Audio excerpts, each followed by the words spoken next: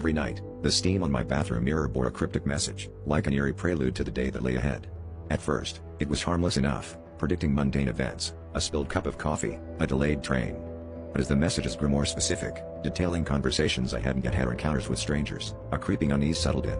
I tried dismissing it as a prank or perhaps a trick of my overactive imagination. But deep down, I knew something was deeply wrong, and a part of me dreaded the day it would predict something truly sinister. The messages became more unsettling, accurately recounting details that no one else could possibly know. Last Thursday, it predicted a car accident at the intersection near my office.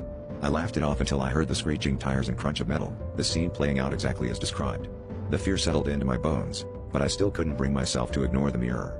Each night, I felt compelled to read it, a morbid curiosity tethered to whatever force was orchestrating these events.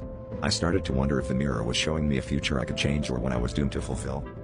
One evening, as I stepped out of the shower, the message on the mirror chilled me to the core. Tonight, the shadow comes. My heart pounded in my chest as I stared at those words, trying to decipher their meaning. I spent the day on edge, never straying far from crowded places or well-lit streets. But as the sun dipped below the horizon, a suffocating dread enveloped me. I rushed home, locking every door and window, but the shadow wasn't something I could escape. It was inside, lurking in the corners of my dimly lit apartment. The lights flickered, and a cold gust swept through the room, extinguishing the candles I had lit in a vain attempt to ward off darkness. In the blackness, I felt it closing in, a presence that seemed to seep from the very walls. I reached for my phone, desperate to call for help, only to find the screen cracked and useless. The shadow moved closer, and as it enveloped me, I realized with a dawning horror that the mirror's messages were never warnings, they were promises. And this was one promise it intended to keep.